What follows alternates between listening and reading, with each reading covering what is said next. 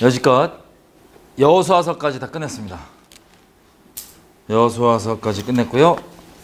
오늘부터 사사기를 들어갑니다. 사사기 1장입니다.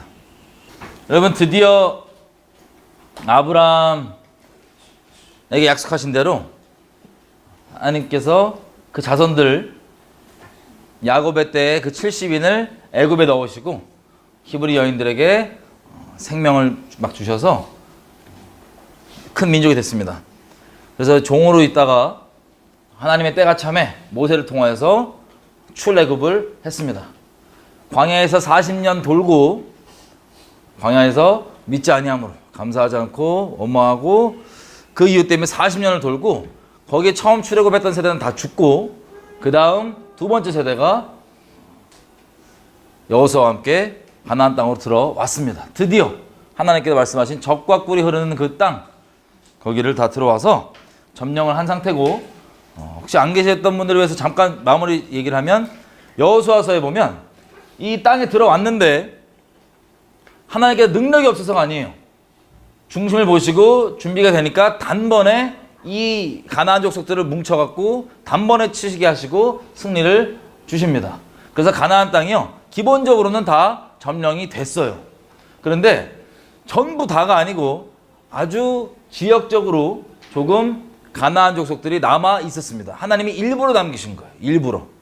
왜냐하면 나머지는 너희가 이제 그것을 점령하라고 믿음으로 계속.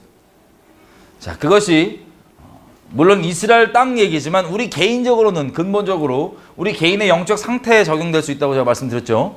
하나님께서 우리에게 구원을 주시고 중심을 주님께로 인도해 주시지만 나머지 우리 연약한 부분이나 혹은 계속 넘어진다고 생각하는 여러분들 부분 중에 하나님께서 우리에게 그 부분을 남겨놓으시는 이유가 있어요. 자, 그것을 우리가 현대 교회에서는 그냥 사람 다 죄인이니까 어쩔 수 없다라고 하는 잘못된 복음으로 그 죄에 널브러져 있게 그 가나안 족속과 같이 함께 공존하고 버무려지게 거짓말로 속여왔다는 것까지 저희가 저번 시간에 얘기했었습니다.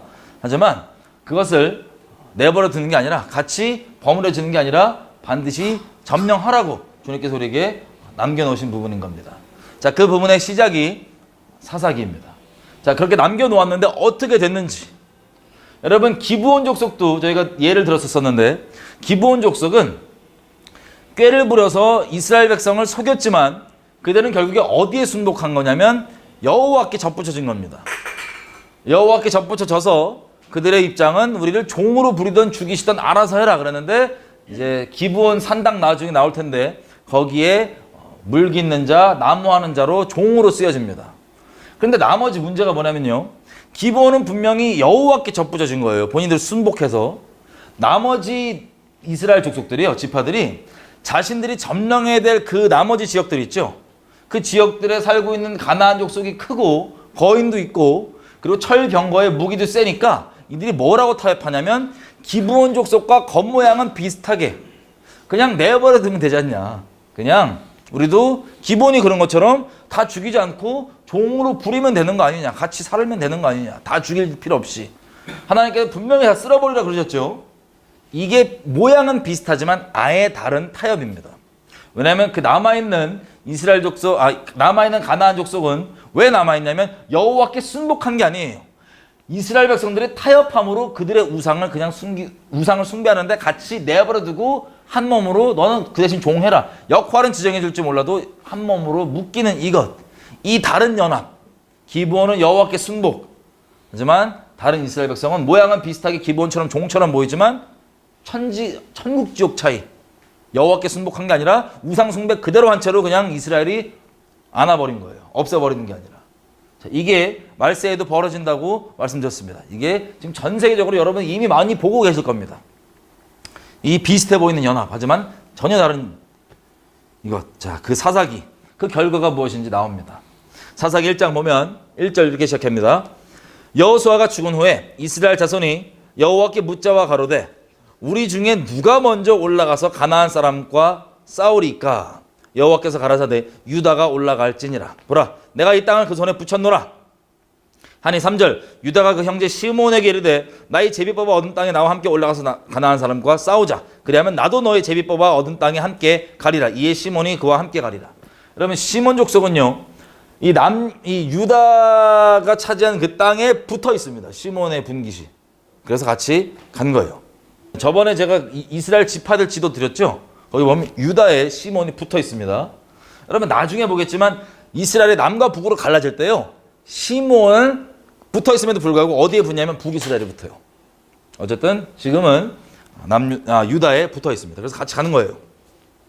가서 이들이 싸우고 공의를 행합니다. 이스라엘은 하나님의 심판의 통로이죠.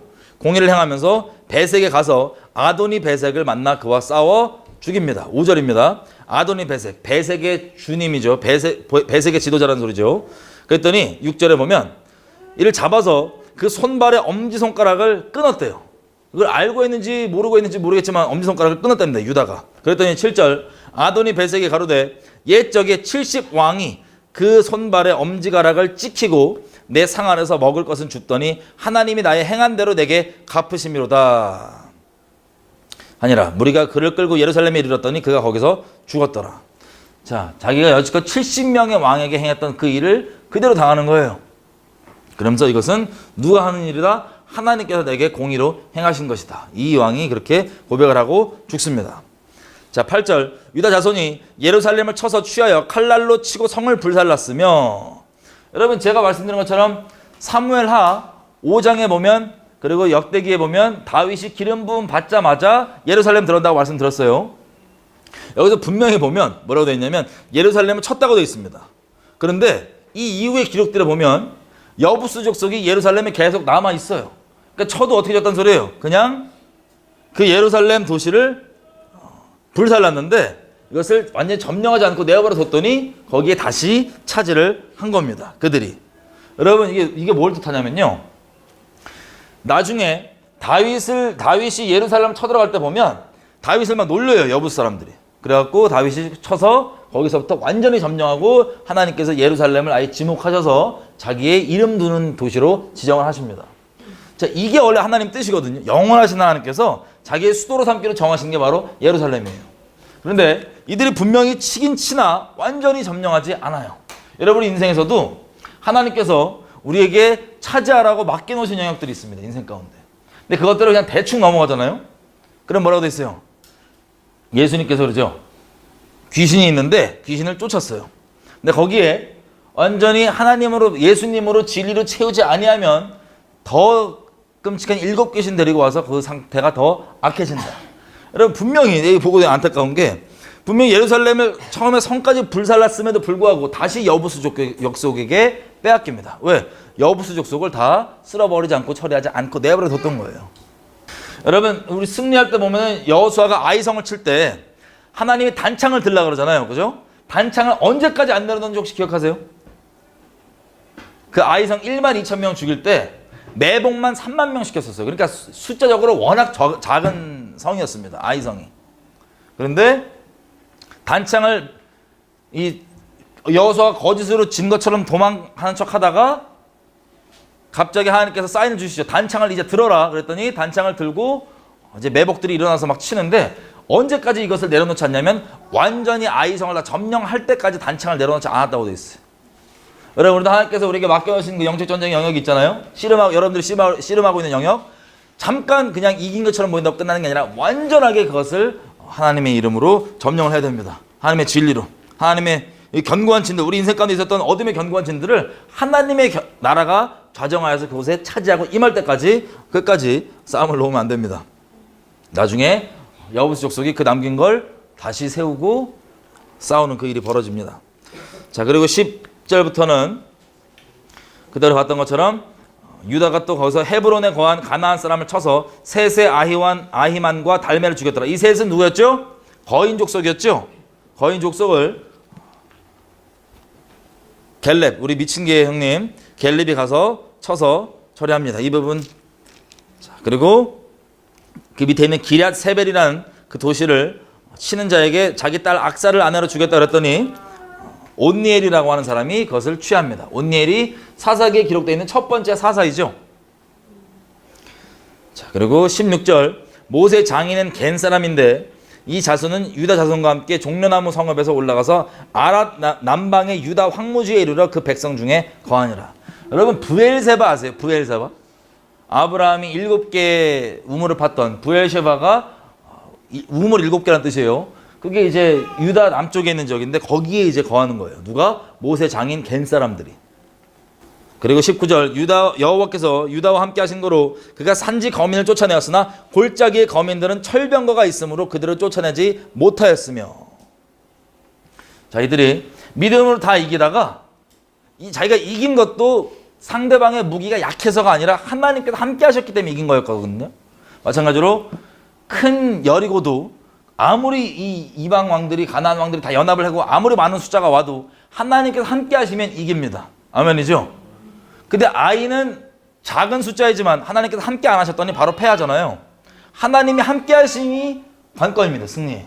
근데 이들이 잘 이기다가 어디서 걸려요? 지금 분명히 위의 내용까지는 갈렙이 그 유명한 거인들까지 다 죽여버린 것까지 나오는데 나머지 유다 지파들이 나머지 지역들에 대해서는 철병거가 있어 보이니까 하고 멈췄다는 거예요. 다시 얘기하면 여지껏 자기네들 승리들이 하나님께 왔던 승리라고 생각하지 않고 그냥 약하니까 승리했겠지라고 생각하면서 철병을 보고 멈춘 겁니다. 여러분 인생 가운데 우리도 그럴 수 있어요. 우리의 모든 것들 하나님이 허락 안 하시면 누릴 수 있는 거 아무것도 없습니다. 우리 인생의 승리 여러 가지 누리고 있는 것들 어떤 것이든 간에 하나님께서 은혜 베풀어 주셔서 그것이 우리에게 주어진 것이고 우리가 승리할 수 있었던 겁니다. 근데 그 승리가 하나님께로부터 온 게 아니라 내가 좀 한 거다. 나의 어떠함에 달려있잖아요. 그 시선이 하나님이 아니라 나에게로 바뀌잖아요. 그러면 앞에 철병걸 보고 멈추게 돼요. 여러분 그러지 마십시오. 끝까지 주님이 해주신 겁니다. 어쨌든 안타깝게도 유다는 그 관점이 그렇게 바뀌어가지고 철병걸 보고 멈췄어요. 그래서 그들이 여전히 남아있던 겁니다. 그게 이유였습니다. 그리고 21절 보세요. 또 나와요. 베냐민 자손은 예루살렘에 거한 누구를 쫓아내지 못하였으므로 여부 사람을 쫓아내지 않았던 거예요. 그래서 여부 사람이 베냐민 자손과 함께 오늘날까지 예루살렘에 거하더라. 이해되세요? 아까 분명히 무너뜨렸다고 되어 있는데 완전히 쫓아내지 않으니까 이들이 나중에 더 견고한 성읍을 쌓아서 다윗이 쳐들어갈 때만 하더라도 그 도시에서 막 공격하고 조롱할 정도로 견고한 도시를 쌓습니다. 여러분 하려면 끝까지 중간에 멈추지 마시고 주님께서 이미 승리를 우리 가운데 허락해 주셨습니다. 믿음으로 취하길 원하시는 거예요. 이렇게가 유다가 점령했고 유다가 내버려뒀던 지역 얘기입니다. 남쪽에서부터 예루살렘까지. 여러분 베냐민 지파는 제가 주신 지도를 한번 보시면 알겠지만 예루살렘 쪽을 베냐민이 원래 차지하는 겁니다. 나중에 다윗이 쳐들어와서 다윗이 예루살렘 점령하죠. 자, 22절부터는 북이스라엘 대표인 요셉 족속이 차지한 내용입니다. 22절 요셉 족속도 베델을 치러 올라가니 여호와께서 그와 함께 하시니라.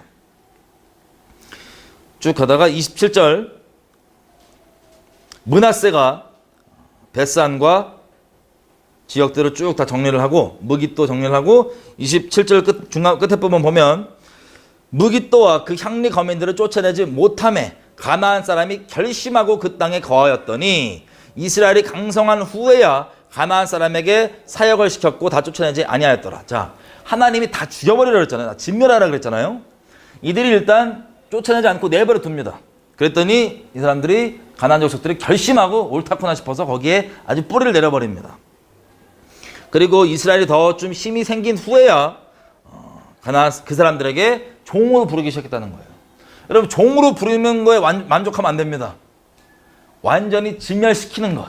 이게 하나님의 명령이었습니다. 근데 이들은 종으로 부르니까 이 정도면 뭐 됐지. 기본 핑계 대면서 그렇게 스스로 합리화했을 거예요. 이게 요셉 족속 했던 일입니다. 또 에브라임이 29절 에브라임이 게셀에 거한 가나안 사람을 쫓아내지 못함에 가나안 사람이 게셀에서 그들 중에 거하였더라. 30절 스불론은 또 기드론과 나알룰 거민을 쫓아내지 못하였으나 가나안 사람이 그들 중에 거하여 사역을 하였더라. 자, 이들이 타협하는 내용들이 계속 나오기 시작합니다. 쫓아내지 않고 그냥 종으로 부리면 되지 않냐 등등. 그리고 31절 아셀이 그대 부분 이 거민들을 쫓아내지 못하고 그리고 32절 그 땅 거민 가나안 사람 가운데 거하였으니 이는 쫓아내지 못함이라. 오히려 그들 중에 거하기까지 하고 아셀은 33절 납달리가 이들을 또 쫓아내지 못하고 사역을 34절 아모리 사람이 단 자손을 산지로 쫓아들이고 여기는 단지파는요 아예 아모리 사람들이 주권을 잡아갖고 단지파를 산으로 쫓아보냅니다. 그래서 산지로 쫓아 올라가 골짜기에 내려오기를 용납치 아니하고 결심하고 35절 그것 가운데 거하였더니 유대 족속이 강성함에 아모리 사람의 필경 사역을 하였으며. 자, 이렇게 내어버려 둔 일들이 기록이 되어 있고 2장. 자, 1장에는 제가 말씀드린 것처럼 대표라고 할 수 있는 요셉, 북이스라엘 대표라고 할 수 있는 요셉, 그리고 남유다 대표라고 할 수 있는 유다 지파가 이렇게 쳐들어갔지만 결국에는 다 내버려 뒀다는 것을 기록하고 있습니다. 자, 우리로 따지면 순종은 완전한 순종 아니면 순종이 아니에요. 하나님이 아말렉을 진멸하라 그러면 진멸해야 되는 거예요. 그런데 가서 쳐들어가 놓고 짐승들과 이것들 막 갖고 오고 기뻐했죠, 사울 왕이. 그게 사울 왕 스스로는 나 순종했다라고 스스로 합리화할 수 있지만 그것은 귀신 숭배였습니다. 귀신 제사였습니다. 불순종은. 여러분 마찬가지 이들도 마음에 찔림이 있었겠지만 에이 뭐 다 사역으로 부려먹으면 되는 거 아니야. 어차피 왜 다 죽이냐라고 인간적 인본적 합리성을 하나님의 말씀보다 더 우선시 봐드림으로 이렇게 내버려 뒀던 겁니다. 여러분이 1장 때문에 있죠. 사사기 1장. 이것 때문에 구약 전체 이스라엘이 엎치락 뒤치락 난리나고 끌려가고 그리고 예수님 오셔서까지 홀로코스트까지 겪었잖아요. 2차 대전 때. 이게 다 어디부터 타협점이 시작이냐? 여기에요. 사사기 1장. 우리 개인 인생도 마찬가지죠. 아유 어차피 다 죄인이니까 이거 다 죄 없는 사람이 어딨냐라고 하는 이 잘못된 복음의 타협점 때문에 여러분의 인생이 지금 완전하게 도둑질 맞고 있을 겁니다. 여러분 인생이 완전하게 스스로 배교하고 이게 배교거든요. 배교하고 있음에도 언약을 저버렸음에도 불구하고 나는 괜찮다고 합리화하고 있을 거예요. 여러분 이게 큰 그림으로 나아가서 왜 WCC나 WE 같은 이런 배교들을 스스로 나쁘다고도 얘기하면서 괜찮다고 생각하는지를 이해가 되시죠? 이 잘못된 복음이 개인적 차원부터 있기 때문에 이게 확장돼서 그런 거예요. 이거 나쁜 건데 나쁜 거 맞는데 어떻게 우리가 다 완전히 그걸 떠날 수가 있냐. 다 죄가 있지 않냐라고 하는 이 거짓말. 여기서 나오셔야 됩니다. 이 거짓말은 여러분들을 환란 가운데 던질 겁니다. 여러분 택함 받았다면 큰 환란을 겪으면서 그것을 이건 진짜 아니었구나라고 돌이키게 될 거고 택함 받지 않았다면 그 죄악 가운데 같이 겸하여 범으로 함께 거하며 하나님을 스스로 섬긴다고 착각하다가 지옥에 떨어져서 영원토록 이를 갈면서 후회를 할 겁니다. 여기 있는 분들은 다 하나님께 택함 받은 분들을 제가 믿어요. 자, 1장. 이 그냥 단순하게 기록되어 있지만 요거 이 타협점 이것만 없었으면 이스라엘이 이 생고생 안 했을 텐데. 2장. 여호와의 사자가 길갈에서부터 보김에 이르러 가로되 내가 너희로 애굽에서 나오게 하고 인도하여 너희 조상에게 맹세한 땅으로 이끌어 왔으며 또 내가 이르기를 내가 너희에게 세운 언약을 영원히 어기지 아니하리니 너희는 이 땅 거민과 언약을 세우지 말고 그들의 단을 헐라고 하였거늘 너희가 내 목소리를 청종치 아니하였도다. 이들은 다 스스로 합리화하고 있는데 분명히 뭐라 그래 하나님께서 너희가 내 언약을 저버렸다고 딱 얘기해 주십니다. 여러분 모두가 다 죄인이니까 그냥 널브러져 있다고 하는 건 언약을 어긴 거예요. 여러분 하나님 음성에 언약을 어긴 거예요. 나올 수 있습니다. 다시 말씀드리지만 씨름할 수 있어요. 씨름할 수 있지만 그 씨름이 승리가 반드시 있고 씨름을 아예 포기하고 버무려져 있는 상태랑 씨름하고 있는 거랑 다른 겁니다. 씨름할 수 있지만 버무려져 있는 거는 아예 다른 얘기예요. 이것은 하나님을 저버린 겁니다. 자, 그래서 뭐라고 얘기하냐면 2절 중간에 그리함은 어찌미냐 3절 그러므로 내가 또 말하기를 내가 그들을 너희 앞에서 쫓아내지 아니하리니 그들이 너희 옆구리에 가시가 될 것이며 그들의 신들이 너희에게 올무가 되리라 하였노라. 그러므로 4절 여호와의 사자가 이스라엘 모든 자손에게 이 말씀을 이름해 백성이 소리를 높여 운지라. 그러므로 그것을 이름하여 복임이라 하니라. 무리가 거기서 여호와께 제사를 드렸더라. 아멘. 와, 제가 너무 안타까워요. 지금 하나님이 책망하시는 이유가 뭐예요? 뭐라고 책망해요? 너희가 그들을 내버려 둔 것이 잘못이라고 분명히 책망을 하죠. 그러면 회개를 한다면 어떻게 하면 돼요? 지금이라도 철병거가 있건 뭐가 있건 가서 쓸어버려야 될 거 아니에요. 지금이라도. 그죠? 그런데 이들이 뭐 하고 끝냅니까? 울고 끝내요. 울고 끝내요. 자기 연민의 여러분 회개할 때 울잖아요. 그 울음이 무조건 좋은 게 아니에요. 그게 자기 연민 때문에 나오는 울음이잖아요. 회개하는 울음이 아니라 끔찍합니다. 그 스스로 나 한번 울었으니까 후련해, 속 시원해. 나 하나님과 상관이 없어요. 그게 안 울어도 돼요. 안 울어도 되고 뭐만 하면 되냐면 돌이켜서 지금이라도 남은 이 족속들을 다 가나안 족속들 쳐들어가서 다 죽여버리면 되는 겁니다. 근데 우는데도 그친 거예요. 하나님이 책망하는 이유를 제가 분명히 말씀드렸어요. 책망하는 이유는 뭐냐면 그렇게 그 죄 때문에 그 일이 앞으로 안 좋은 일이 벌어지니까 돌이키라는 거예요. 근데 이스라엘 백성들의 안타까운 결정, 그리고 제가 여지껏 체험해보고 경험해왔던 대다수의 결정 듣고도 안 해요. 듣고도 안 돌이켜요. 제일 안타까워요. 이미 죄가 이렇게 많은데 우리 보고 어쩌란 말이냐. 이스라엘 백성이 그러죠. 에스겔서 33장에도 우리 죄가 이미 많은데 우리 끝장났다. 끝이다. 어떡하냐. 이스라엘아 어찌하여 네가 그렇게 죄악감에 널브러져 있느냐. 제발 돌이켜 살라고. 하나님이 3절에 보면 내가 그들을 너희 앞에서 쫓아낸대요? 쫓아내지 않는데요? 쫓아내지 아니하리니 그의 신들이 너희에게 올무가 되고 그들이 너희에게 옆구리에 가시가 될 것이다. 여러분 우리 인생 가운데 여러분들이 지금 씨름하고 있는 것들 있죠. 씨름하고 있는 부분들. 그 부분들이 여러분들이 만약에 그냥 널브러져 있으면 거기에 계속 걸려 있을 거예요. 지금은 돌이켜서 주님께 나아가야 됩니다. 이게 참 두 가지 이 양면이 있는데요. 우리의 연약한 부분이기도 하고 우리가 점령해야 될 부분인데 우리가 거기에 타협하고 있으면 거기에 우리 인생에 그것이 계속 갉아먹는 옆구리의 가시가 됩니다. 하나님께 돌아오면 하나님을 의지하고 다시 나아가면 하나님께서 승리해 주실 거예요. 7절 백성이 2장입니다. 2장 7절 백성이 여호수아의 사는 날 동안에 여호수아 뒤에 생존한 장로들 곧 여호와께서 이스라엘을 위하여 행하신 모든 큰 일을 본 자의 사는 날 동안에는 여호와를 섬겼습니다. 그러니까 이스라엘 백성들이 가나안 족속을 점령했던 이 세대는 여호와를 잘 섬겼어요. 하나님이 행하신 일들을 받고 그것들이 감사하게 남아 있었기 때문에 10년 가운데. 그런데 여호수아가 죽은 후에 10절 그 세대 사람도 다 그 열조에게 돌아갔고, 그러니까 그 가나안 정복했던 그 세대가 다 죽으니까 그 후에 일어난 다른 세대는 여호와를 알지 못하며 여호와께서 이스라엘을 위하여 행하신 일도 알지 못하였더라. 신명기 6장에 보면 하나님께서 언약을 우리가 계속 얘기할 때 언약의 가장 중요한 포인트를 6장에 짚어주십니다. 신명기 6장에 뭐냐면 이스라엘아 들으라 너희 하나님은 곧 한 분이신 하나님이시니 너는 마음을 다하고 뜻을 다하고 힘을 다하여 너희 주 하나님을 사랑하고 너는 이것을 너희 마음 가운데 새기고, 이 언약의 중심이에요. 하나님 목숨 다해 사랑하는 걸 너희 마음 가운데 새기고, 그 다음에 뭔지 기억하세요 혹시? 너희 자녀에게 언제? 길을 걸어갈 때든 앉을 때든 설 때든 누울 때든 자녀에게 뭐하래요? 그것을 가르치라고. 너의 손등과 이마에 새겨서 그 자녀들에게 가르치라고 하는 이 내용. 자녀들 신앙 전수가 가장 힘들어요 보니까. 근데 우리가 제일 안 하는 짓이에요. 왜 안 하냐? 잘못하는 거예요. 빨갱이 집안 있죠. 공산주의 집안. 이 빨갱이 집안들은 자녀들이 거의 어김없이 빨갱이가 됩니다. 왜? 이 공산주의를 밥상 교육을 계속 시켰을 거 아니에요, 어렸을 때부터.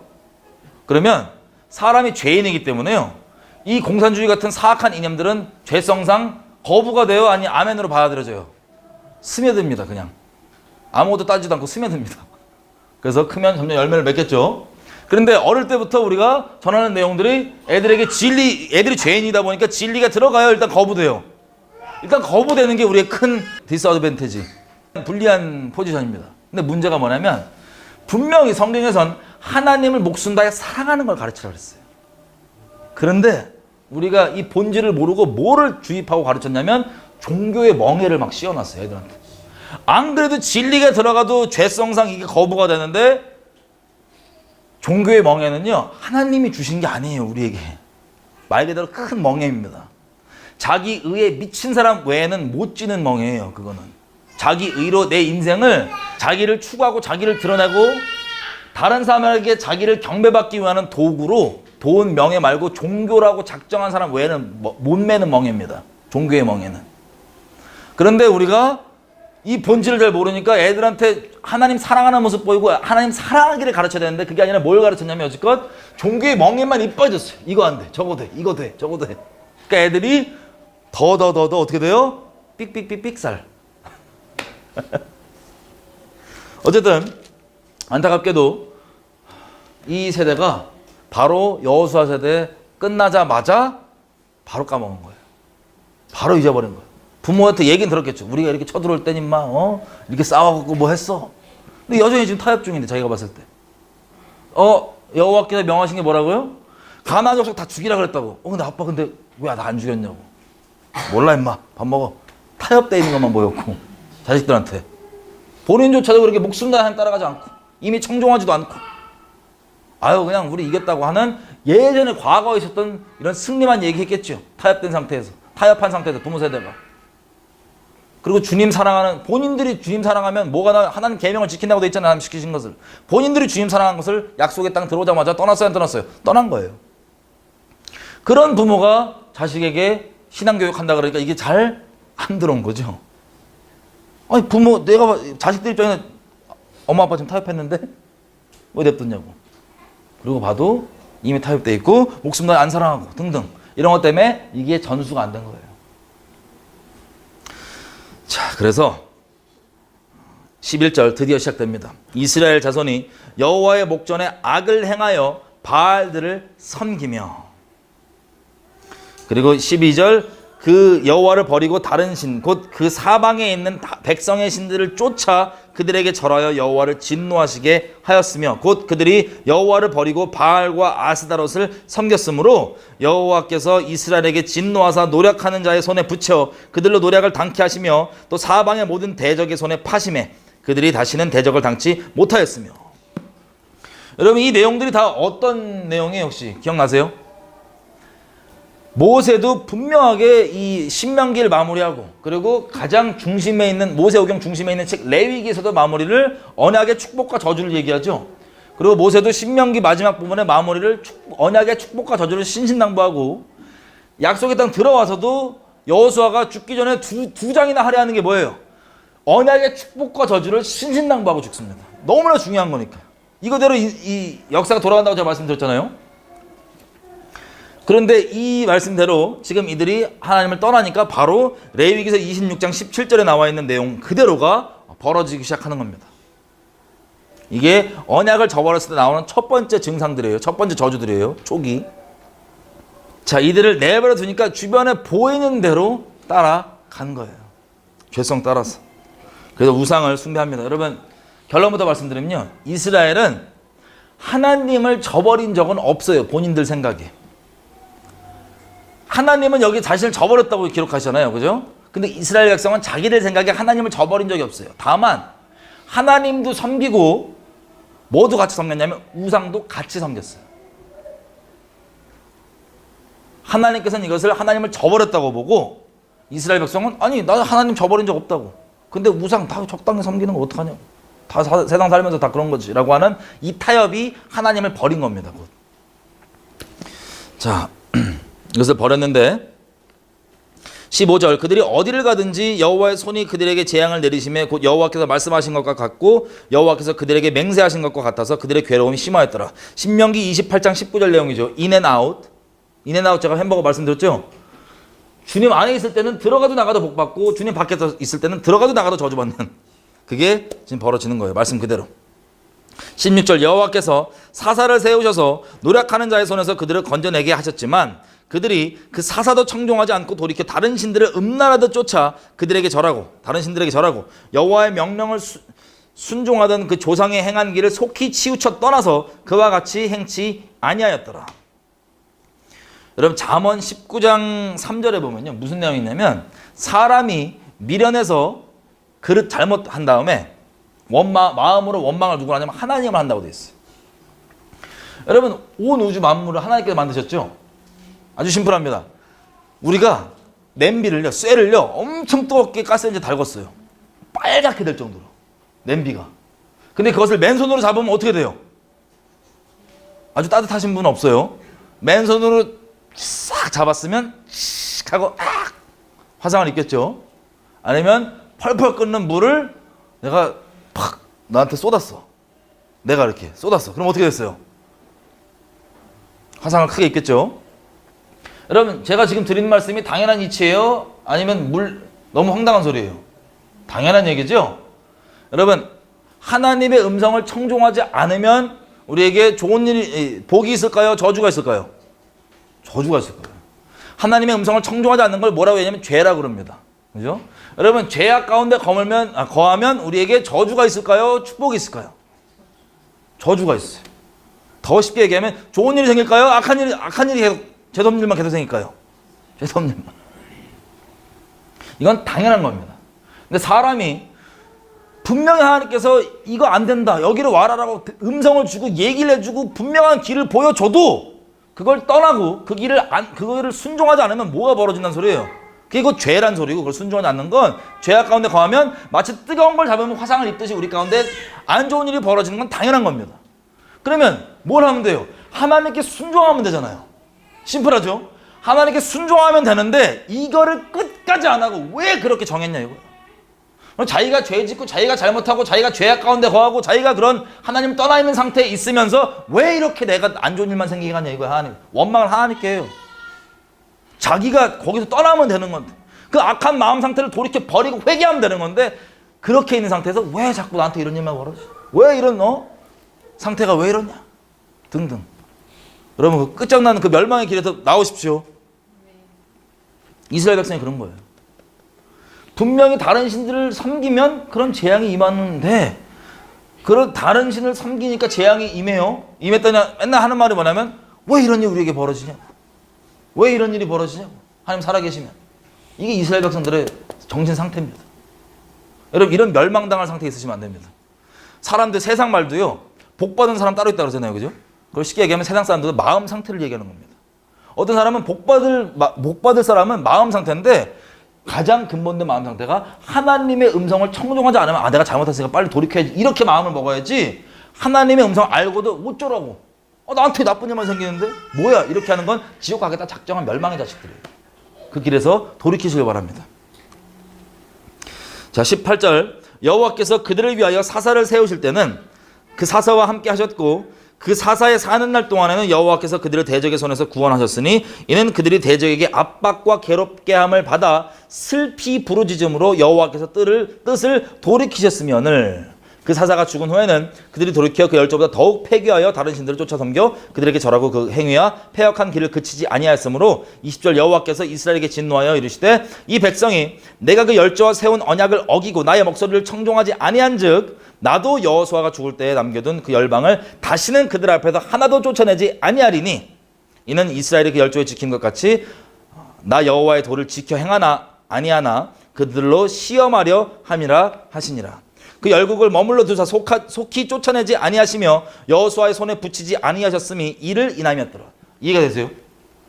이것 때문에 우리에게 직접 차지해야 될 그 나머지 영역들이 남아있는 겁니다.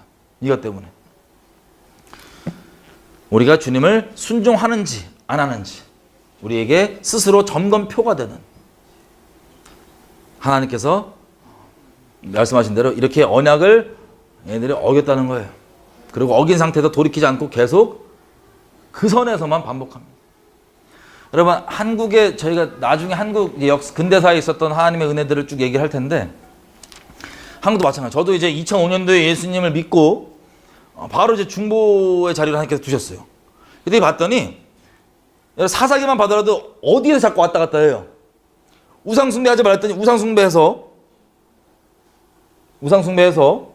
진노가 쌓이면 기도해요. 힘들다고. 그러면 하나님께서 그 심판을 잠깐 거두어 주세요. 그럼 어떻게 된 거예요? 뭘 해야 돼요? 이스라엘 백성 입장에서는 가나안 족속을 다 쓸어버려야 되는 게 정상이죠. 여러분, 하나님의 뜻을 우리가 기도할 때 뭐냐면, 주기도문 보세요. 하늘의 뜻이 이루어진 것 같이 땅에서도 이루어지게 해달라고 기도하죠. 하나님의 뜻을 이 땅 가운데 이루기를 기도하는 거예요. 이걸 숫자로 얘기하면 숫자 0부터 시작할게요. 100입니다. 100. 100이 하나님의 뜻이에요. 이걸 이루는 게 우리의 원래 존재 목적이고 뜻입니다. 그죠? 사는 이유입니다. 그런데 하나님의 심판이 마이너스 100이라고 해봐요. 0에서부터. 우상 숭배하고 뭐 하니까는 심판이 점점 쌓여갖고 마이너스 80, 90 될 때쯤 중보자들을 부르십니다. 그러면 이 사람들이 막 기도하고 그러니까 어떻게 돼요? 기도하고 부르시니까 하나님께서 그 기도를 들으시고 기회를 주세요. 그럼 마이너스 80, 90 가던 게 쭉 깎여갖고 어디까지 떨어지냐? 0까지 떨어져요. 그러면 사람들이 엄청 좋아할 거 아니에요. 와, 일단 그 어려운 건 벗어났다. 근데 문제가 뭐냐면 0이 끝이 아니고 0이 목적이 아니고 어디가 목적이에요? 100이 목적이에요. 가나안 족속도 다 쓸어버리는 게 목적인 거예요. 그걸 빨리 이제라도 이것 때문에 우리가 내버려두고 타협해서 이런 일이 벌어지니까 빨리 우리가 가나안 족속들을 이제라도 쓸어버려야겠다라고 요시야 왕 보세요. 다 쓸어버리잖아요. 그렇게 쓸어버리는 게 100으로 가는 건데 이 0에서 계속 멈추는 거예요. 이스라엘 백성이. 한국도 제가 믿은 지금 지난 15년만 해도 0에서부터 마이너스 89에 왔다 갔다 이것만 계속해. 100까지 안 가고. 이스라엘 백성도 지금 마찬가지예요. 사사기에서. 계속 엎치락 뒤치락. 아니 잠깐 사사를 세워주셔서 그 어려움을 벗어나게 해주는 게 목적이 아니에요. 벗어나게 해주는 건 하나님의 자비의 기회인데 무엇을 하라는 기회예요? 그 가나안 족속을 쓸어버리는 나머지 남아있는 그것들을 마저 타협한 것들 다 제하고 쓸어버리는 게 숫자 100인데 하나님 뜻인데 거기까지 안 가요. 갈 생각조차도 안 해요. 그냥 마이너스 쪽에도 계속 왔다 갔다 머물고 있는 이 안타까운 상황. 자, 그게 이제부터 시작이 됩니다. 여러분 주로 그 기록들이 그런 0에서부터 마이너스까지 왔다 갔다 했던 기록이라고 해서 그게 옳은 게 아니에요. 플러스 100까지 가는 게 옳은 겁니다. 근데 안타깝게도 성경도 그 기록들이 거의 없어요. 그렇게 엎치락뒤치락 한 거예요. 계속 마이너스에서. 이스라엘이. 그게 옳은 게 아닙니다. 옳은 것은 플러스 100까지 가는 것. 이해되시죠? 자, 3장 1절.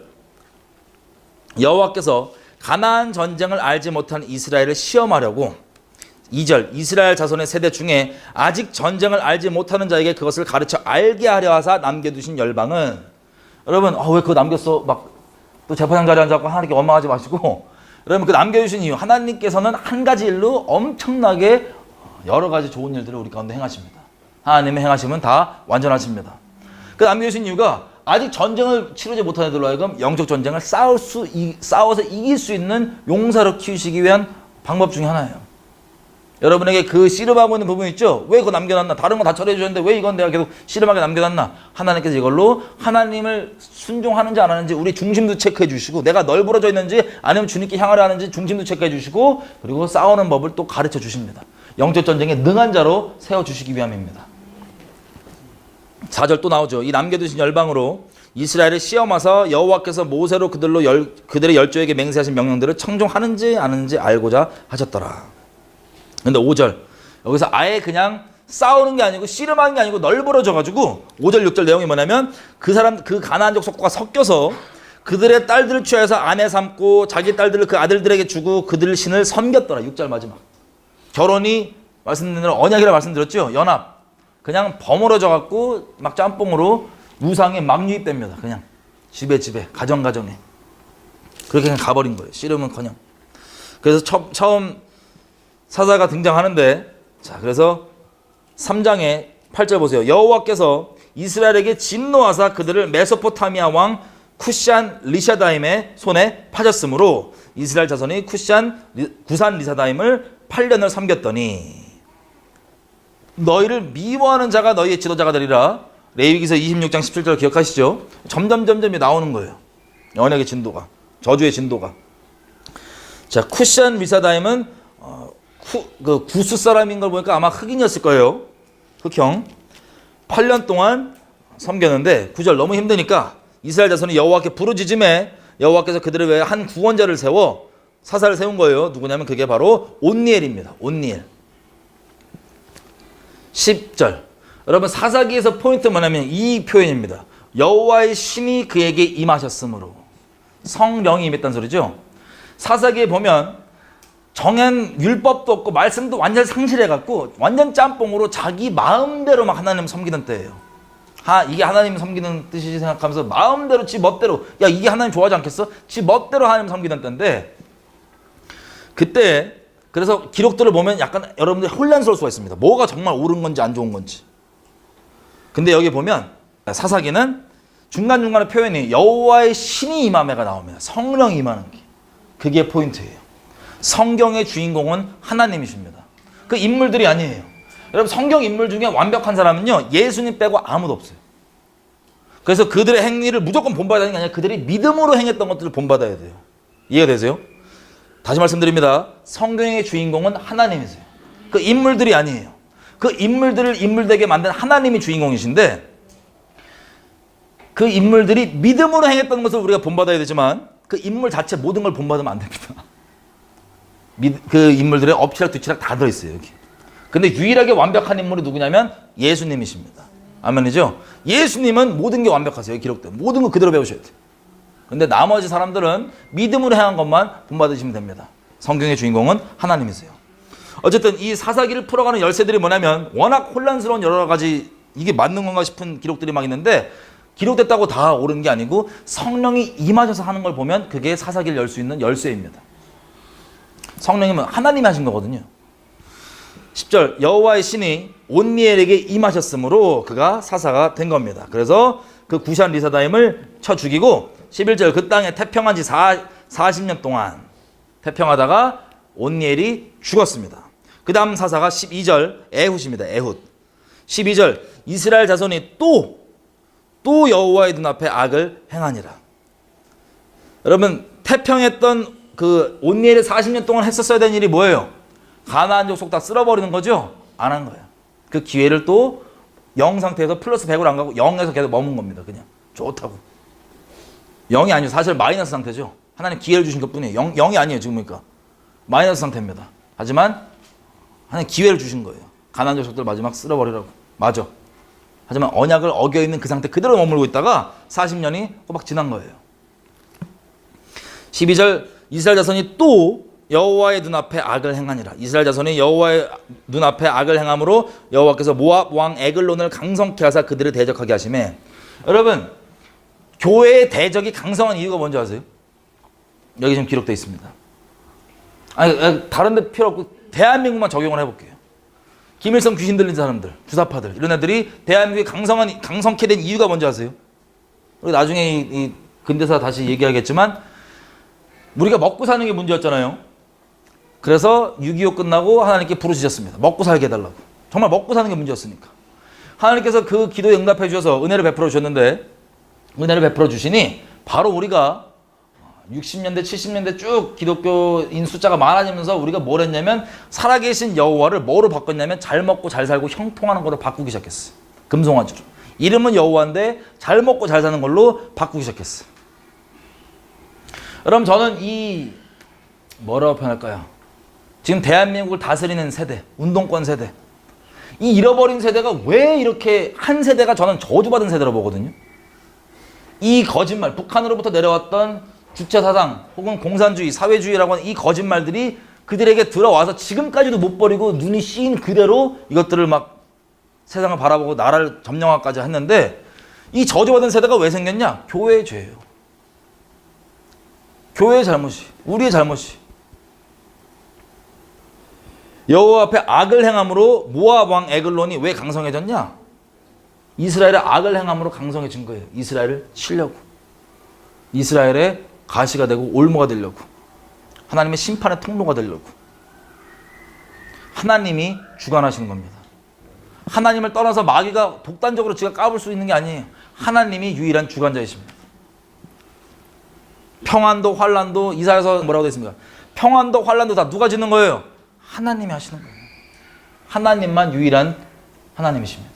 그분을 경외해야 됩니다. 그래서 에글론이 13절 암몬과 아말렉 자손들을 모아서 쳐들어 왔습니다. 그래서 이에 이스라엘 자손이 모압 왕 에글론을 18년 동안을 섬깁니다. 엄청 오랫동안이죠. 그래서 15절 이스라엘 자손이 여호와께 부르짖음에 여호와께서 그들을 위하여 한 구원자를 세우셨으니 왼손잡이 베냐민 사람 에훗이다. 그래서 에훗이 공물을 바칠 때 이 왕에게 공물을 바치잖아요. 공물을 바칠 때 같이 공물을 들고 간 사람들을 다 보내고 돌아가는 길에 먼저 가봐라. 그리고 이 왕에게 찾아와요. 에글론에게 와서 뭐라 하냐면은 여호와께서 주신 말씀이 있다고 지금 한번 들어보시라고. 근데 왕이 알았다. 뭐냐? 이거 은밀히 말해야 된다고. 들어와라. 그래서 다락방에 왕이랑 단둘이 있었던 거예요. 근데 이 왕은 아주 뚱뚱한 놈입니다. 이 뚱뚱한 이런 놈인데 다 사람이 없는 걸 보고 잠깐 귀 좀 빌리겠다 그래서 왼손잡이잖아요. 오른발에 숨겨놨던 한 50cm 안 되는 칼을 꺼내서 배에 확 찔러 넣습니다. 너무 자세히 묘사하나? 뚱뚱하니까 이게 배에 이렇게 들어가 버리는 거, 창자 팍 튀어나온 거 이렇게. 뚱뚱해서 이게 손잡이까지 들어가 버렸어요, 그냥. 써있는데 그대로 말씀드리는 거 좀 생생하게 말씀드렸어요. 너무 놀라지 마세요. 뚱뚱해서 이게 그냥 훅 들어가 버렸어요. 창자까지 튀어 나가버렸습니다. 그래갖고 얘가 문을 닫고 튄 거예요. 근데 이 신하들이 기다리고 있다가, 야, 이렇게 우리 왕이 안 나오나 응가하시나? 이러고 있다가 나중에 가보니까는 죽어있던 거예요. 그리고 26절 3장, 그들이 기다리는 동안에 에봇이 피하여 돌 뜨는 곳을 지나 스이라로 도망하니라. 그리고 거기서 이 에봇이 사람들을 부릅니다. 에브라임 산지에서 나팔을 불매 이스라엘 자손이 산지에서 그를 따라 내려오니 에봇이 앞서가며 무리에게 이르되 나를 따르라. 28절, 여호와께서 너희 대적 모압 사람을 너희 손에 붙이셨느니라 하매 무리가 에봇을 따라 내려가서 모압 맞은편 요단강 나루를 잡아지켜 한 사람도 건너지 못하게 하였고, 그때 모압 사람 1만 명 가량 죽였으니 전부 다 강한 자여 용사라. 한 사람도 피하지 못하였더라. 그날에 모압이 이스라엘 수하에서 항복함에 그 땅이 80년 동안을 태평하였더라. 다시 80년의 기회가 주어진 겁니다. 그리고 에봇의 후에 아낫의 아들 삼갈이 사사로 있어 소 모는 막대기로 블레셋 사람 600명을 죽였고 그도 이스라엘을 구원하였더라. 뭘로 죽였대요? 이거 약간 황해가 떠오르는데. 소 모는 막대기, 그건 소뼈죠. 황해는. 소 모는 막대기로 600명을 때려 죽이는 삼갈. 기록이 잘 나와 있진 않습니다. 그런데 이때 보면 에훗과 삼갈이 이 시대가 맞물려요. 자, 여기 보시면 에훗이 이쪽 지역입니다. 출신. 삼갈이 이쪽 아니면 이쪽이. 사람마다 좀 의견이 달라요. 왜냐면 블레셋이 이쪽이잖아요. 600명 잡아 죽였다니까 여기인데 아낫 사람 삼갈이기 때문에 여기로 봐요. 어쨌든 중요한 건 이 지역이 다른데 아마 동시대 사람으로 보는 의견이 더 큽니다. 4장, 에훗이 죽은 후에 이스라엘 자손이 또 여호와의 목전에 악을 행하매 여호와께서 하솔에 도읍한 가나안 왕 야빈의 손에 그들을 파셨는데, 여러분 이스라엘의 지파가 12개가 있잖아요. 여기까지, 그죠? 그래서 지역별로 일들이 조금 따로 벌어진 일들도 있고 이렇게 겹친 일들이 있습니다. 삼갈처럼. 근데 보면 2절에 보니까 4장 2절 하솔이에요. 도읍한 하솔. 하솔이 어디였죠? 하솔. 하솔에 도읍한 가나안 왕 야빈. 여러분 이 이름 혹시 들어본 적 있는데 기억나세요? 여호수아서에 보면 11장 1절에 여호수아가 가나안 족속들을 칠 때, 이 북부 지역을 칠 때 북부 지역 가나안 이 족속들의 우두머리가 누구냐면 하솔입니다. 하솔. 하솔의 이름도 똑같아요. 왕 이름 야빈이에요. 야빈. 야빈 주니어 1, 2인지 몰라도 하여튼 그 동일 이름입니다. 그 똑같은 이름의 야빈이 하솔인데, 여러분 이것도 마찬가지예요. 이 북부를 점령했을 때 여호수아가 어디만 박살냈었냐면 하솔만 불질렀었어요. 여러분 기억하시는지 모르겠지만 여기만 불지르고 성을 무너뜨렸는데 여기에 다 처리 안 하니까 이들이 또 어떻게 돼요? 다시 견고한 진을 만들어 가는 거예요. 다시 말씀드립니다. 이 싸움에서 끝까지 하나님의 진리로 그 견고한 진이 깨지고, 어둠의 견고한 진이 깨지고 하나님의 진리로 채워지기 전까지 우리가 포기하면 더 큰 견고한 진이 생길 수 있습니다. 똑같은데 무드머리로 다시 견고한 진을 쌓아서 된 거예요. 철병거 900개까지. 여러분 철병거는요, 우리 지금 따지면 전차입니다. 이스라엘 백성 무기가 없기 때문에 거의 맨손으로 전차랑 싸우는 거랑 똑같아요. 이걸 싸워서 이기겠다고 했던 이 여호수아와 갈렙은 믿음 진짜 좋은 거예요. 근데 그 믿음이 당연한 겁니다. 자, 900개나 만들었어요. 그 사이. 와.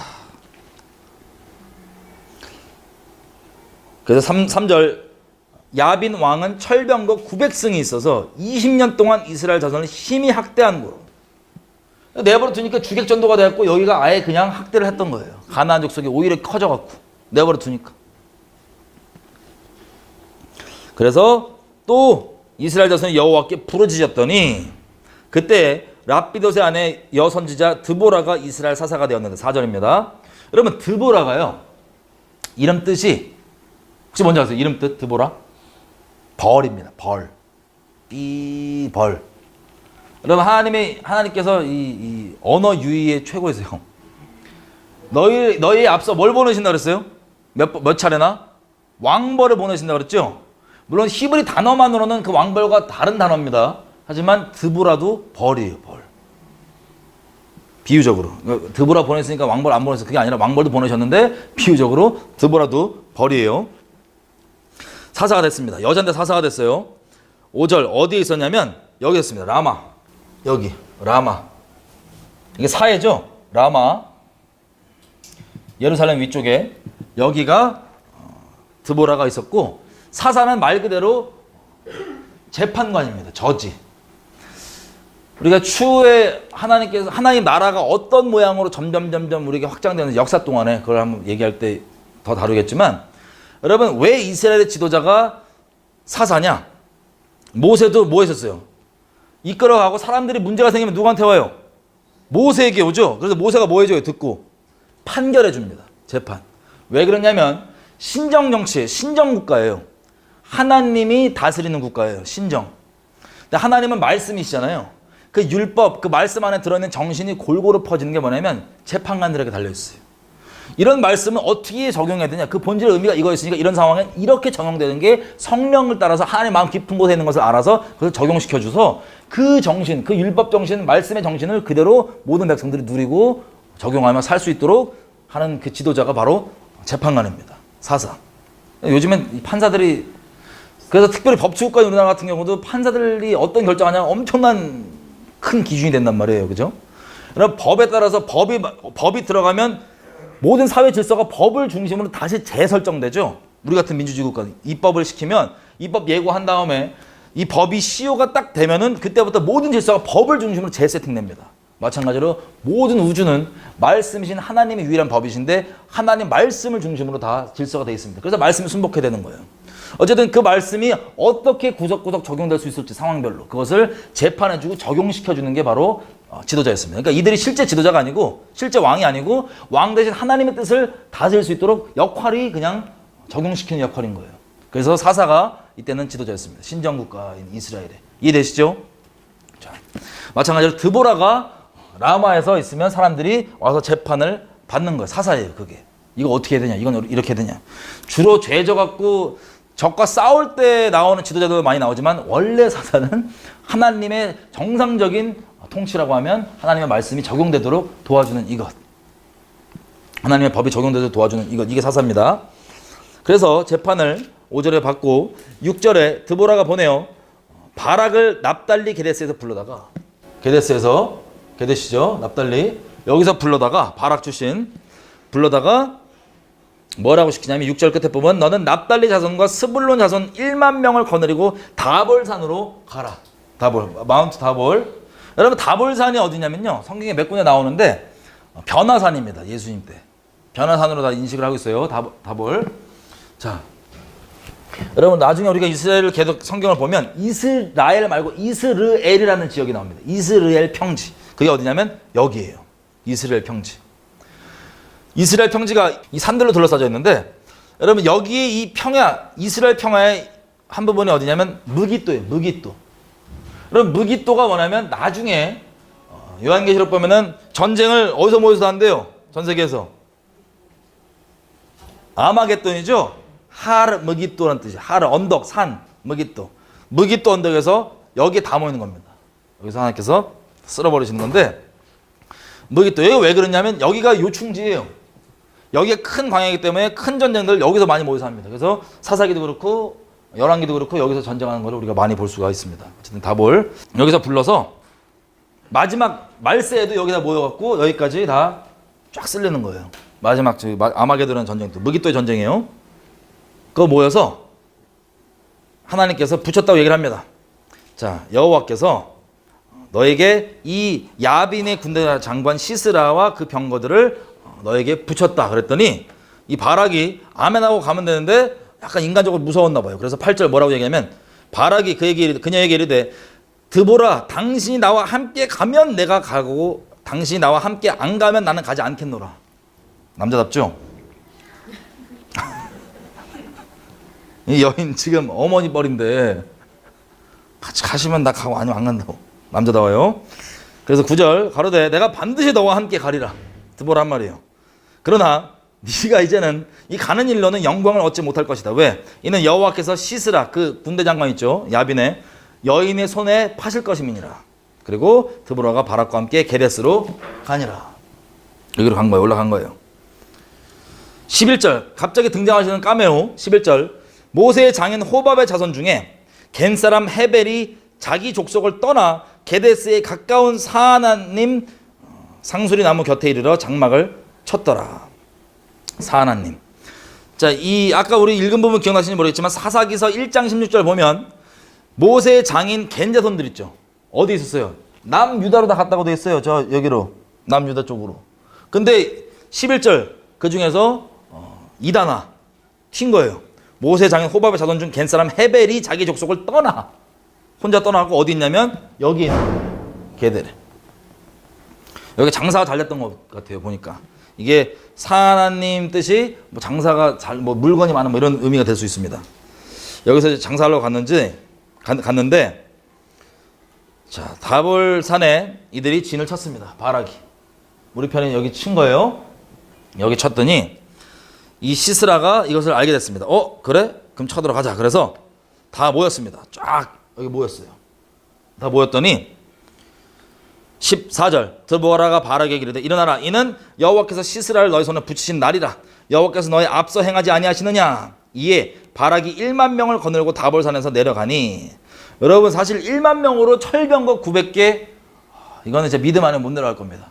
그래서 15절 여호와께서 바락의 앞에서 시스라와 그 모든 병거와 그 온 군대를 칼날로 쳐서 패하게 하심에 시스라가 병거에서 내려 도보로 도망한지라. 이제 병거 버리고 튀는 거예요. 튀어서 어디로 튀냐? 여기까지 튑니다. 여기 야엘 보이시죠? 이거 싸우다가 튀어갖고 튀는 거예요. 자, 튀는데 어디로 튀냐면 17절 시스라가 도보로 도망하여 겐 사람 헤벨의 아내 야엘의 장막에 이르렀으니 하솔 왕 야비는 겐 사람 헤벨의 집과 화평이 있음이라. 자, 이 하솔 왕이 누구랑 화평이냐면 여기에 야엘 집안 있죠? 그 이다나 겐 사람인데 자기 족속 떠나갖고 여기서 장사하고 있던 여기 야엘 집, 헤벨 집과 화평이 있고 관계가 있는 집이에요. 사람 믿으면 큰일 나요. 여기 우리 헤벨 집 아니야? 그러고 들어가서 너무 목마르다. 나 오면 사람 없다 그러라고. 그러고 목마르다 그래서 우유를 아주 고급 우유를 한 잔 쭉 땡기시고 거의 잠들었어요. 피곤했겠지. 전쟁에서 지고. 죽다 살아났으니. 그래서 그것을 물을 먹이고 딱 잠들었는데 21절 그가 곤비하여 깊이 잠이 든지라. 헤벨의 아내 야엘이 나 이분이 되게 약간 무서울 것 같아. 야엘이 장막 말뚝을 취하고 손에 방망이를 들고 그에게로 가만히 가서 말뚝으로 그 살적에 박음해 말뚝이 꿰뚫고 땅에 박히니 시스라가 기절하며 죽으니라. 바락이 시스라를 따를 때 야엘이 나가서 그를 맞아 가로되 오라 내가 너의 찾는 사람을 너에게 보이리라. 바락이 그에게 들어가 보니 시스라가 죽어있고 말뚝은 그의 살적에 박혔더라. 머리에 말뚝을 우유 먹이시고 자니까 박으시는 이 무서우신 분 야엘. 여러분 이게 좀 무서운 게요. 이 헤벨을 알아보잖아요 시스라가. 그럼 이 아내와 구면일 수 있어요 없어요? 구면일 가능성이 높아요. 아는 사이일 거예요. 근데 우유 먹이고 이 전쟁 중에 푹 잘 수 있는 이유는 뭐야? 아는 사람이니까 사람을 너무 믿는 거야 얘가. 잠깐 잠들었다가 나 이거 말뚝 하여튼 박았대요 말뚝을. 무서우신 분. 그래서 23절 이와 같이 이날에 하나님이 가나안 왕 야빈을 이스라엘 자손에게 패하게 하신지라. 이스라엘 자손의 손이 가나안 왕 야빈을 점점 더 이기어 마침내 가나안 왕 야빈을 진멸하였더라. 그래서 5장은 드보라가 노래를 쭉 하는 겁니다. 그래서 5장 31절 끝에 부분 그 땅이 40년 동안 태평하였더라. 5장 6절에 보면 이렇게 됐어요. 아낫의 아들 삼갈의 날에 또는 야엘의 날에는 대로가 비었고. 야엘이 누구예요? 이 지금 머리에 말뚝 박은 여자분 있죠? 그럼 삼갈, 야엘 같은 시대일 수도 있어요. 이게 애매하게 써있긴 하지만 어쨌든 이렇게 겹치는 사자들이 가끔씩 있습니다. 그 시대가. 무조건 일자로 이렇게 됐다 이 시간대별로 보지 마시고 겹쳐있는 부분이 있습니다. 맞물린 부분이. 자, 이게 사사기 5장입니다. 여기까지 할게요. 6장부터는 잘 아시는 대로 기드온이 등장하죠. 기드온부터는 좀 더 디테일한 내용들이 우리가 볼 수 있는 내용들이 나옵니다. 그래서 기도할 때 오늘 성령께서 각 사람에게 조명해 주신 내용들이 있다면 그걸 가지고 좀 같이 기대했으면 좋겠습니다. 특별히 우리가 타협한 부분이 작은 게 아니에요. 우리 생각에는 되게 인간적으로 합리성도 있고, 야 그걸 왜 다 없애버리냐, 종으로 잘 삼으면 되는 거 아니냐 등등. 근데 이게 천지를 지으신 하나님께 떨어져 나가는, 언약을 배신하는 엄청난 거예요. 그리고 하나님께 분명히 싸우라고 우리에게 주신 그 기회, 태평한 것도, 태평한 것 자체가 내가 태평하다, 여러분들이 지금 태평하다고 하나님께 온전히 있는 상태가 아닐 수 있어요. 분명히 아셔야 됩니다. 그 태평한 건 하나님께서 우리를 오래 참으심으로 기다려주는, 그 회개의 열매를 맺을 수 있도록 기다려주는 시간일 가능성이 높습니다. 성령께서 조명해 주시면, 혹시 조명 안 해줬는데 나 잘못한 거네 그러지 마시고, 중심은 무엇이든 순종하겠다는 마음이 있으면 성령께서 순종할 바를, 회개할 바를 조명해줘야, 안 조명해줘요? 조명해 주십니다. 우리 겸손히 주님께 나아갈 때 하나님 우리가 무엇을 돌이킬 수 있을지 타협하지 않고 주님께 나아갈 수 있게 해주십시오. 중심 가운데 이 정도쯤은 괜찮겠지, 혹은 내가 봤을 때 스스로 합리된 것, 그리고 야 사람들이 다 죄인이니까 뭐 적당히 다 죄가 있는 거지라고 하면서 죄와 씨름하지 않고 버무려져 있는 것 등등등. 이게 여러분들에게 종교적인 부담을 주기 위해서 말씀드리는 게 아니라 이게 엄청나게 큰 거예요. 여러분 평생 가운데. 여러분 이스라엘이 겪었던 그 끔찍한 그 씨름들을 겪은 거 원치 않으시죠? 그 하나님 앞에 엎치락 뒤치락 끌려가고 박살나고 자기 스스로 완전 인생 도적질 당하는 게 그 거짓말의 시작점인 거예요. 그 누룩. 다 죄가 있으니 적당히 다 그냥 있자. 이 거짓말부터 지금의 우리가 지금 보는 배교를 배교라고 설교까지 하면서도 배교에 버무려 있는 것을 괜찮게 여기는 게 이것 때문에, 이 누룩 때문에. 여기 불상사, 이스라엘이 겪었던 그 일, 우리 말세를 사는 우리에게 거울이 되어서 그렇게 되지 말도록 이스라엘을 우리에게 기록으로 주셨는데, 우리에게도 성령께서 조명해 주신 대로 하나님, 내가 타협하고 있는 것, 내가 스스로 재판장 자리에 앉아서 이 정도야 괜찮다고 하는 것, 그리고 내가 하나님 떠나 있고 내가 하나님께 순복하지 않고 있으면서 그에 따른 모든 나오는 상황과 이런 것들을 원망만 하면서 하나님께 왜 이렇게 나한테 하시냐고 따지고 있는 이런 것들, 감사하지 않는 것들 등등 여러 가지로 조명해 주신 대로 이렇게 주님께 나갔으면 좋겠어요. 왜냐하면 미련하게 말고 우리가 복받을 수 있는 심령으로 하나님 평생 가운데 내가 주님께서 말씀하신 대로 순복하기 원하고, 주님께서 하늘에 신령한 모든 복들, 우리 주님은 중간이 없어요. 복을 세게 밀어주시던가 저주던가, 저주를 주시던가, 그 중간이 없습니다. 그러니까 중간 양다리 스스로 하려고 스스로 힘든 없는 길을 개척하지 마시고, 없습니다. 그 길을 개척하려고 하지 마시고 한 자리를 딱 택하시는 거예요. 나와 내 집은 여호와를 섬기겠노라. 가장 복된 길이고 가장 복된 자리입니다. 반역 그치고, 반항 그치고, 스스로 합리화 그치고, 하나님을 재판하는 거 그치고 하나님께 내가 순복되기 원합니다. 타협하지 않겠습니다. 주님께 온전히 있기 원합니다. 조명해 주십시오. 우리가 회개할 것들, 타협할 것들 있다면 돌이키기 원합니다. 성령께서 은혜를 구하며 같이 회개하며 기도하겠습니다. 주여 하나님, 우리가 오늘 이렇게 이스라엘이 어떤 부분을 타협하고 내버려 두고 그것이 누룩이 되어서 평생 가운데 그것 때문에 힘들어하는지를 우리가 그 시작점을 보았습니다. 아버지, 그 시작점이 우리에게도 있다면 분명하게 조명해 주시고 알게 해 주십시오. 아버지, 죄에 버무려 있지 않고 연약한 부분 때문에 씨름하고 있는 게 있다면 씨름을 그치지 않냐고 계속해서 전진의 믿음으로 나아가기 원합니다. 하나님께서 기꺼이 승리 주실 수 있음을 우리가 알고 있습니다. 하나님, 우리가 이 모든 과정 가운데 하나님께 계속 나아가기 원하오니 붙들어 주십시오. 뒤로 물러나지 않기 원합니다. 뒤로 물러나는 거 원치 않습니다. 아버지, 우리가 하나님을 떠나고 악한 길에 있으면서 하나님을 원망하거나 그렇게 왜 이렇게 되냐고 불평하는 것이 아니라 주님 앞에 온전하게 순복한 마음으로 입을 지키며 마음을 지키며 감사하는 마음으로 주께 가기 원합니다. 하나님 계속해서 조명해 주십시오. 우리가 종교의 완벽성이 아니라 심령의 온전함을 갖고 주님 따라가기 원합니다. 조명해 주십시오. 붙들어 주십시오. 아니, 우리가 정말 이것을 아는 데서 그치는 게 아니라 실제 순종하고 순복함으로 주님께 복받는 자리에 있는 우리 될 수 있도록 도와주십시오. 만복의 근원 되신 하나님과 함께하는 자리에 될 수 있도록 우리를 붙들어 주십시오. 아버지, 부탁드립니다.